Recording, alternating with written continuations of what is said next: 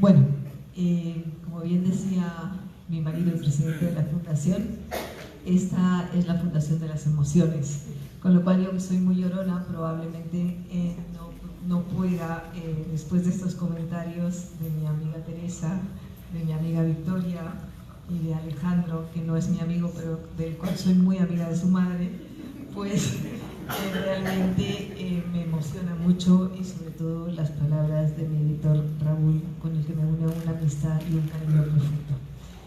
No es casual que hayamos elegido esta fecha conmemorativa para presentar mi nuevo libro y compartirlo con ustedes. Es el día instituido por Naciones Unidas para conmemorar, recordar y reflexionar el 21 de marzo de 1960.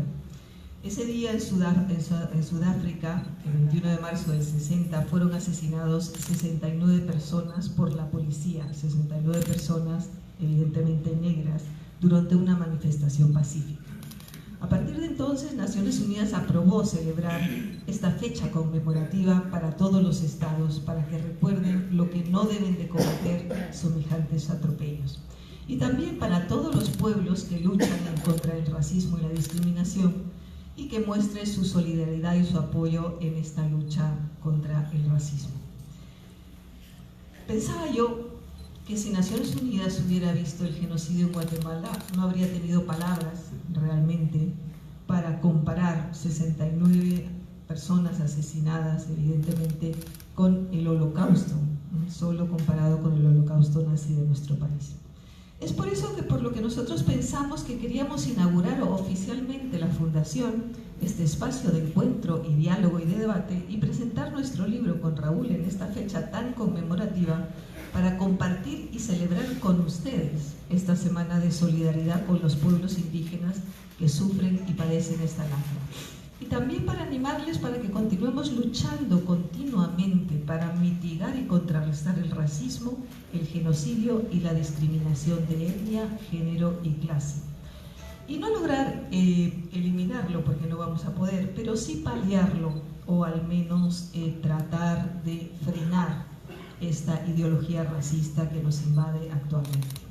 Y queremos celebrar este día con alegría, porque sin duda nuestro país, a pesar de ciertos avances que se han producido a partir de los acuerdos de paz, también tenemos grandes retrocesos.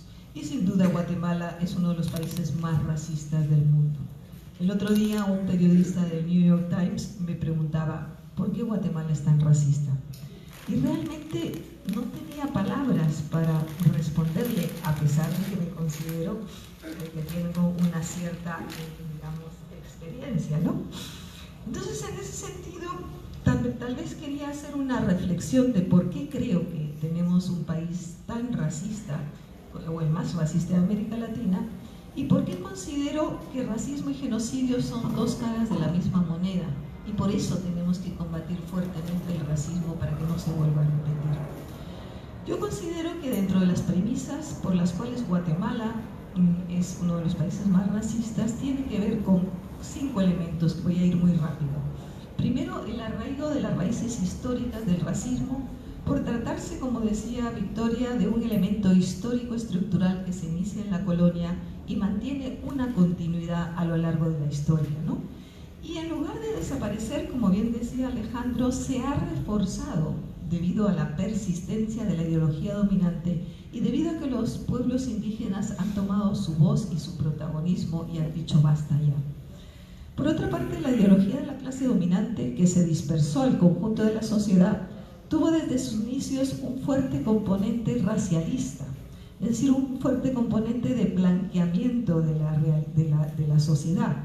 En ese sentido, parece muy anacrónico que buena parte de la élite de poder se considere blanca y sin mezcla de sangre, o que se considere blanco-criolla, como que si fuera un epíteto que existiera realmente, ¿no? De forma que esta élite de poder, este núcleo oligárquico, como decíamos con Ricardo, que controla una cantidad desproporcionada del poder económico, del poder político, del poder mediático, esa élite de poder vive a espaldas de su propia realidad y a espaldas de su propio pueblo y a espaldas de los pueblos indígenas. Vive como en un imaginario, pues, en un imaginario completamente irracional. Pero también la construcción de este discurso racista con esa serie de tópicos y estigmas del indígena, primero vago, maleante, borracho, ahora es irredimible, es el enemigo público, es vengativo, es resentido, ¿no? De manera que la clase dominante va, digamos, modificando ese prejuicio y ese estereotipo en función de mantener un sistema de explotación, de dominación, un sistema de humillación. Pero también eso se produce porque las élites intelectuales, como bien decía Alejandro, nunca pensaron en el mestizaje como México, en la mestizofilia, como un elemento a valorar para la construcción de un proyecto nacional, porque siempre se consideraron blancos y quisieron blanquear la nación. Y porque también construyeron un Estado fundamentado en la limpieza étnica desde el siglo XIX. Este planteamiento de la eugenesia, del blanqueamiento de la nación frente al mestizaje, fue yo creo que uno de los elementos determinantes que nos ha hecho que el Estado sea un Estado racista y profundamente racialista, que realmente en momentos de crisis de dominación es capaz de producir un genocidio, ¿no? Y por otra parte, un elemento que hablábamos el otro día en Radio Infinita con Font, el miedo ancestral al fantasma del indio.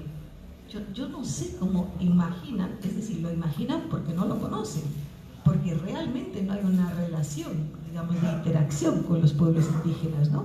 El miedo a que cuando el fantasma del indio vuelva, cuando el fantasma del indio nos mate, porque probablemente ellos piensen que esa va a ser la reacción de los pueblos indígenas porque no tienen la más mínima relación con ellos. Pero lo más grave, yo creo, es el recrudecimiento y la exacerbación del racismo en las últimas 2 décadas. Y yo creo que aquí tiene que ver con una cosa que ha manifestado Vicky y que también Alejandro, y es que los pueblos indígenas se han manifestado con su voz, con su presencia, y sobre todo a través de las sentencias, de los juicios por genocidio y crímenes de deberes de la humanidad. Y los y las sobrevivientes de las masacres han ido ganando estos juicios y han ido ganando esos espacios que la élite de poder consideraba que eran exclusivamente de ellos, ¿no? Y desde esa perspectiva no les ha quedado más sentido que exacerbar el racismo y considerar que el racismo era una mentira. ¿Por qué creen ustedes que tienen tanto interés o que tuvieron interés en sacar, digamos, en el Congreso de la República una normativa diciendo no hubo racismo? Como que si a través, digamos, de una votación en el Congreso se pudiera negar una realidad objetiva que había sido probada y comprobada en los juicios y en las sentencias. ¿Por qué?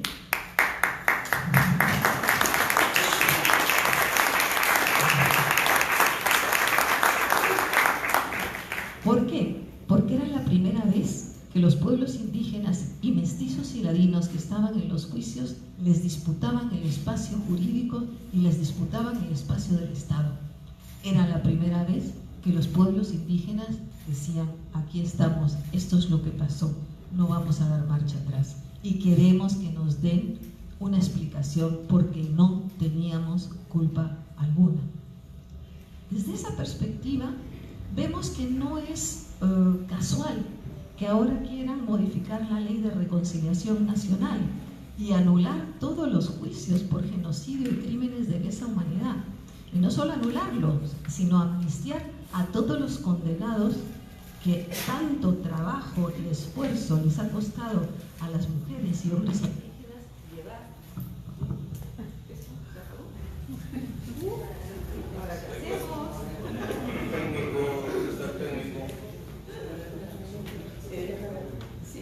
Sí.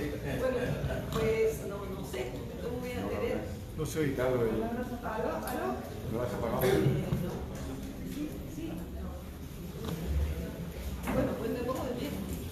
Si no, no me van a ver. Bueno, ya va a quedar tal vez. Ya me había. Por hablar de estas cosas, seguro que es una mala. Ya.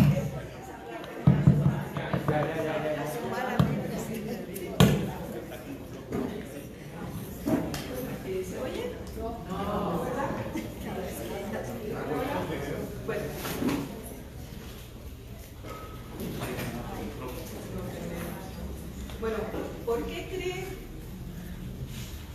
creen que quieren, digamos, modificar la ley de reconciliación nacional? Porque quieren negar lo innegable.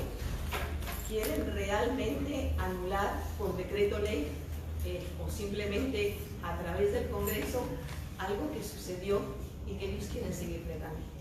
Es por eso que este libro tiene un nombre que por supuesto ha elegido mi editor, que es un buen, digamos, plasma bien la realidad. Es por eso que mi libro se llama Racismo, Genocidio y Memoria. Racismo porque el racismo es el responsable, ese racismo histórico estructural que otros teóricos y otros intelectuales que reconocemos, como Carlos Guzmán Bocler, como Rodrigo Asturias, sí, no, como Rodrigo Asturias, como otros muchos compañeros y compañeras que han trabajado el racismo y que me han antecedido, pero que realmente mientras no luchemos contra el racismo y la discriminación en este país, no podemos ser una sociedad plural, una sociedad democrática y una sociedad, digamos, equitativa. Porque el racismo no es un problema ideológico, el racismo no es un problema político, el racismo es un sistema de explotación y es un sistema que nos divide, pero también que nos hace desiguales. Porque el racismo tiene una connotación económica, no olvidemos. ¿Por qué creen ustedes que la supremacía racial del señor Trump y el señor Bannon retorna como una ideología dominante? Porque estamos en un modelo de capitalismo extractivista que necesita de nuevo el racismo para justificar este nuevo modelo económico de explotación. Es por eso que el libro se llama Racismo, Genocidio y Memoria. A ver.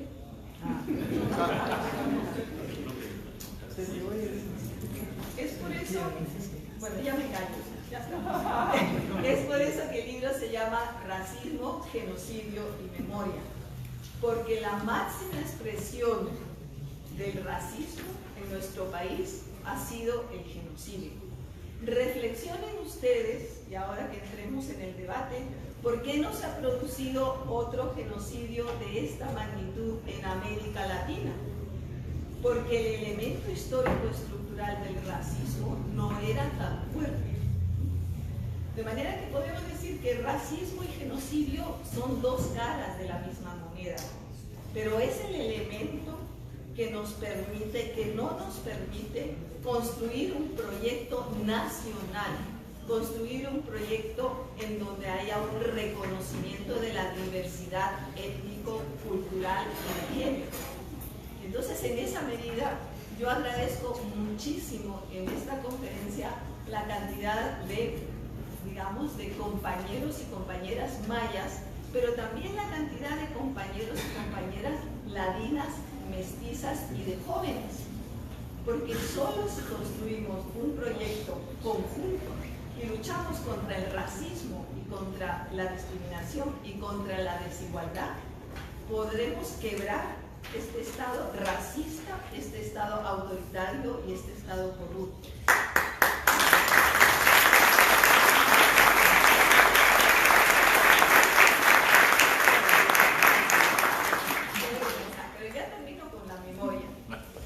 Si realmente, por eso el elemento último es la memoria, si realmente olvidamos nuestra historia y no memorizamos o no historiamos nuestra memoria, estamos perdidos.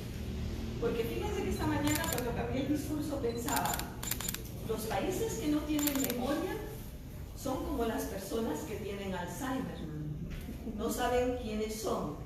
Han perdido sus, digamos, sus signos identitarios, no saben a dónde van, ni quiénes son sus seres queridos. Son hombres y mujeres sin memoria y sin historia, porque han perdido sus referentes básicos.